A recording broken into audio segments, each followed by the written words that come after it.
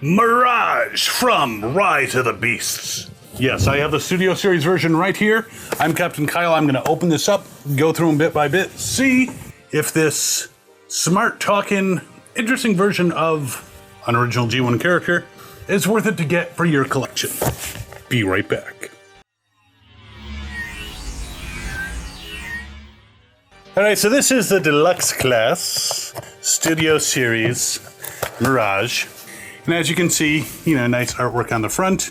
Though it shows more of a movie model, he doesn't seem to have the tips that this Mirage does. There he is in his plastic packaging. You can see he's got his gun down there, which slides out pretty easy.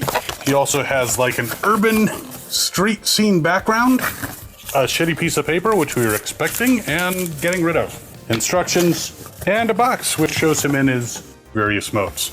Now, the prison that he's on he's in plastic, is also the same street scene, but we will get him out soon enough. All right, there is Mirage in his robot mode, straight from the package. His weapon plugs right over his arm, kind of gives you the vibes of like a Bumblebee gun without having to switch his hand around. And let's take a look at the deco real quick here. So, he's silver, but as you can see, he almost has a Back to the Future feel. Now, apparently, in the instructions, it shows a couple adjustments out of the box to make, but like pulling down his doors and pulling down this piece here. But there he is. Now, I wish I could say from memory that he's a great version of the character from the movie, but honestly, I barely remember what he looks like. A lot of the Bayverse, I know he's not Bayverse, but a lot of these hyper-realistic Transformers, a lot of them are kind of generic in their look. They're so convoluted with their, his face isn't too bad in here, but just with all the gear sticking out, they're not nearly as iconic as the G1 stuff where you can very easily recognize Sunstreaker and Ironhide and Mirage for that matter. But he's a cool looking robot. You can see him there from the back view, and he's well armed, forewarned. I'm gonna remove his weapon for now. So you can see on his chest, he's got lights. He's got translucent plastic or transparent plastic on his forearms. See in the back, he's got his wheel kibble here. I mean, he's a good looking robot, but again, he gives me Bayverse vibes. You can see on the side wings, he's got Porsche written on the door hip wings. He's got a little Autobot symbol. You can see it, which will eventually end up on the hood. Blue eyes, I mean, a pretty detailed face. But again, I barely remember exactly what his face looked like in the actual movie, so I can't even say how close it is. If you paid more attention, let me know. I did not watch it multiple times. Not saying it was a bad movie. It was certainly better than a lot of the Bayverse stuff, but I still prefer Bumblebee. And of course, the ultimate movie, Transformers the movie, 1986. Though this movie featured Unicron too. So let's go through the posability real quick. Now, understanding he has more kibble than most G1, and his leg just came off, trying to put him into a full Jean-Claude Van Damme, and it came off again. He can't quite do a full Jean-Claude Van Damme. I mean, he can do toes up partially, but first of all, the doors in the back kind of make it difficult for him to fully get down, and the legs can't go straight out or else they pop off. All right, he does have some ankle swivels in there, so good for dynamic posing. He can kick forward pretty dang high. I mean, sheesh. I used to be able to do that. He can kick backwards. Not as high because the door runs into some of his internal guts. He can do a pretty good side kick, not all the way 90 degrees because the doors get in the way.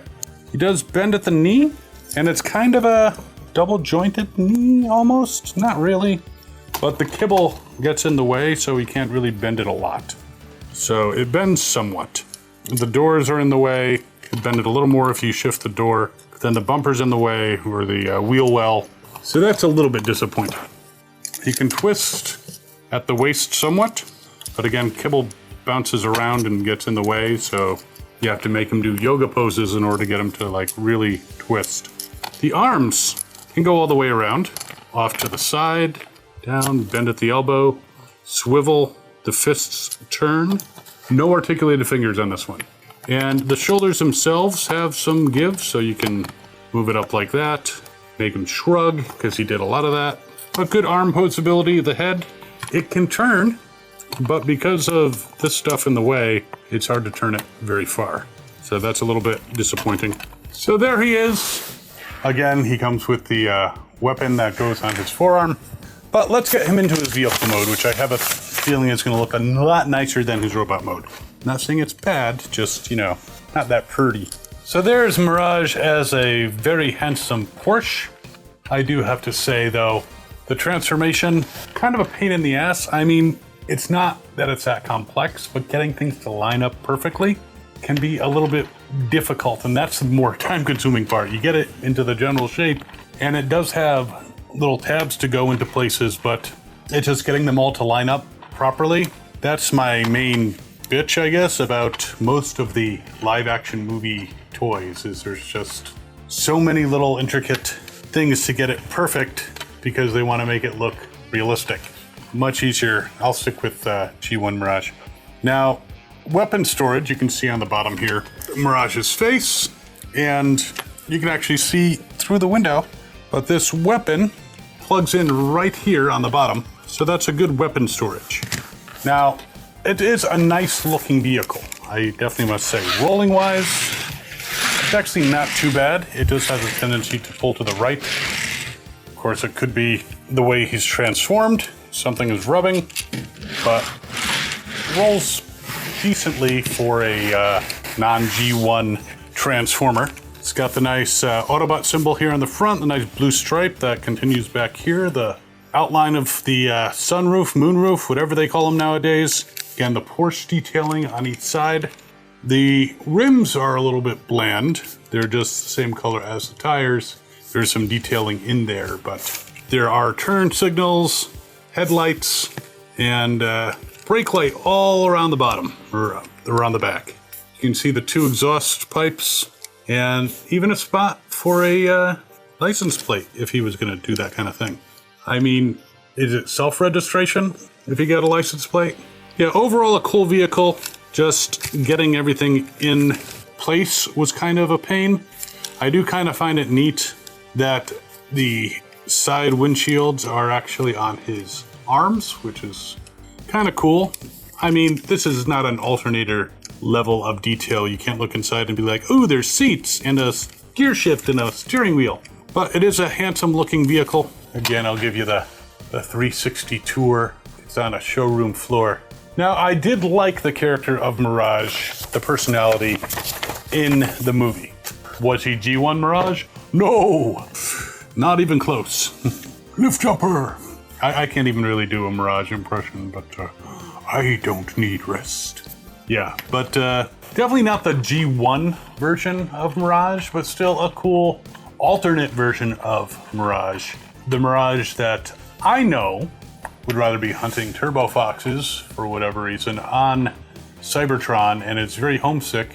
This guy, we didn't get the homesick feel. He had a little bit of an element of, and maybe it's the alt mode of jazz. But as far as the toy is concerned, deluxe class, like $24.99.